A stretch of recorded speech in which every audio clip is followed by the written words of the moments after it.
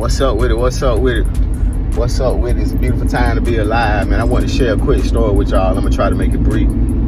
Years ago, I might have been like 18, 19. I was on the train. I think I was at 5 Points, and I was sitting inside. I was sitting closer to the window, and an older man, he came and sat next to me.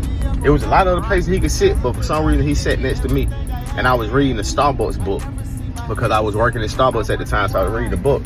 And he was like, "What you reading, young man?" I showed him, and he was like, "Man, you know, it's crazy, man, because you got to learn to read people." Because he was going through something. He was like, "Yeah, I can't remember exactly what he was going through, but you could tell he was heartbroken about what he was going through because he was betrayed by a friend." And the man rode one stop with me. He got off at the next stop. We talked briefly and vibed real quick, and I just listened to him because it felt like he needed an ear. He needed somebody to listen to. And he got up out the train after one stop, and before he got out the door, I never forget, he looked at me. He said, "Keep reading, young man, but for God's sakes, learn how to read people." And that shit stuck with me. Like, that's the last thing he said before he got off the train. And I added that to my prayer. "Lord, please, teach me how to learn how to read people." Boy, was that the best and the worst thing I could have ever done. Because I was thinking it was some shit. The naive me was thinking it was just like, boom, boom, I'm gonna learn how to read people.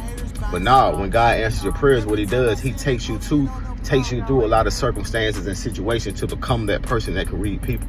Meaning I had to go through a lot of betrayal. My bad, my phone storage had cut off.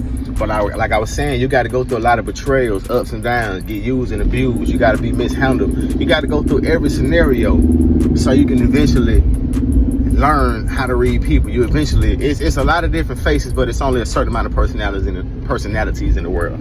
And when you see things and people on a soul level, it's easier to discern. But like I said, you got to go through it. You got to go through the mud with this shit. You know what I'm saying? And I thank God that what I was saying is, I thank God I chose that path. Because see, God knows the outcome. God, let's just say if he laid out 3 different paths, 1, 2, 3. He knows the end result of all 3 paths. But he still gives you the choice. You still get to choose. And I feel like that day was a major choice for me. And once I chose, it was never going back, because I literally added that to my prayers. Please, bless me for wisdom, and please bless me to learn how to read people. And boy, did that take me on a roller coaster. A real emotional roller coaster too. But I learned how to control my emotions, face my shadows, and forgive myself, most importantly. You know what I'm saying? So I say all this to say, be careful what you pray for. But if you pray for certain things, be prepared. It's not always an easy path, but the ending result is elevation.